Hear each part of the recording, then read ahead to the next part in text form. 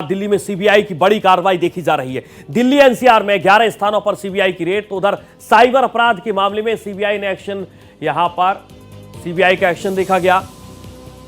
करोड़ों की नकदी, विदेशी मुद्रा और 252 ग्राम सोना बरामद किया गया। 6 लैपटॉप, 8 मोबाइल और 1 आईपैड भी जब्त किया गया है। फर्जी क्रिप्टो करेंसी के जरिए धोखाधड़ी का यह मामला बताया जा रहा है।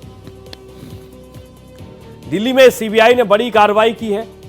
फर्जी क्रिप्टो करेंसी के जरिए धोखाधड़ी के मामले में दिल्ली एनसीआर में 11 स्थानों पर सीबीआई की रेड और साइबर अपराध मामले में सीबीआई ने एक्शन लिया है।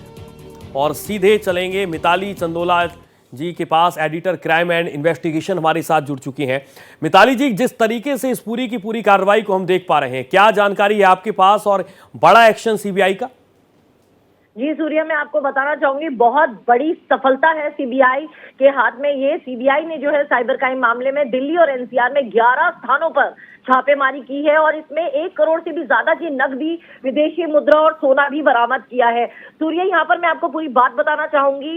ये दिल्ली और हरियाणा के जो कुल मिला के 11 स्थान है, वहां पर ये छापेमारी को अंजाम दिया गया है। इस ऑपरेशन के तहत दिल्ली एनसीआर में 9 और हरियाणा के हिसार में 2 ठिकानों पर तलाशी की गई है और इसमें जो है आपके कई सारे सेक्शंस में मामले दर्ज थे और यहाँ पर आईटी एक्ट के 66D के तहत भी अभियोग पंजीकरण किया था सीबीआई ने। और जो अभी हमें जो पूरी इंफॉर्मेशन आ रही है, ये एक बहुत बड़े ऑर्गेनाइज सिंडिकेट का खुलासा है, जिसमें सरकारी अधिकारियों के रूप में, आप ये ध्यान से सुनिएगा कि किस तरीके के मॉडस ट्रेंडी को इस्तेमाल किया जाता था। इसमें सरकारी अधिकारियों के रूप में खुद को प्रस्तुत करके लोगों के साथ धोखाधड़ी की जाती थी। इसमें कंप्यूटर्स, गैजेट्स और डिजिटल डिवाइसेस का इस्तेमाल किया जाता था। क्रिप्टो डिवाइस का उपयोग किया जाता था। क्रिप्टो करेंसी से जुड़े फर्जीवाड़े को अंजाम दिया जाता था। और जांच में यह भी सामने आया है कि आरोपी भारत और विदेश के कई लोगों को फर्जी तकनीक की सहायता से कंसल्टेंसी दिया करता था और उनसे पैसे ठगता था। पैसे वो क्रिप्टो करेंसी के रूप में लेता था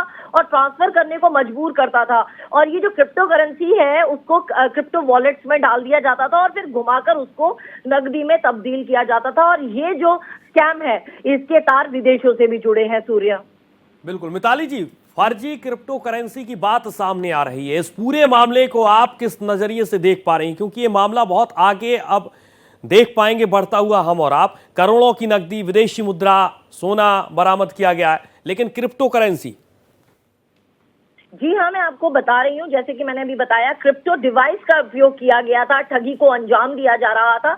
इवन आज की तारीख में बड़े से बड़ा आदमी हो या छोटे से छोटा कार्यरत एम्प्लॉय हो, उसको भी आजकल साइबर फ्रॉड की चपेट में लिया जा रहा है। इस तरीके से साइबर क्रिमिनल्स जो है वो एक्टिवेट है। और ये जो पूरा का पूरा ऑर्गेनाइज सिंडिकेट था, इसमें इन लोगों ने ये करा था कि क्रिप्टो डिवाइस का इस्तेमाल करके, वीआईपी नंबर्स का इस्तेमाल करके इन्होंने जो है लोगों को परामर्श दिया विद इन इंडिया और इंडिया के बाहर भी। और जब पेमेंट और ट्रांजेक्शन की बात आती थी तो क्रिप्टो करेंसी के थ्रू ये लोग सारी ट्रांजेक्शन को जो है अंजाम दिया करते थे और फिर क्रिप्टो वॉलेट्स में डालते थे। और इसमें सबसे बड़ी दिक्कत ये आती है सूर्या, क्योंकि जो आपकी डिजिटल इन्वेस्टिगेशन होती है वो इंटायरली डिफरेंट होती है ट्रेडिशनल जो आपकी सेट जो आपका पैटर्न होता है इन्वेस्टिगेशन का। इसमें अगर डिजिटल फुटप्रिंट जहां पर मिस हो जाता है, वहीं पर सारी की सारी इन्वेस्टिगेशन धरी की धरी रह जाती है। तो इसमें जो है बहुत काबिले तारीफ काम जो है सीबीआई ने करा है। यहाँ पर एक और अहम बात आपको बताना चाहती हूँ कि ये भारत की जो आईपीसी है,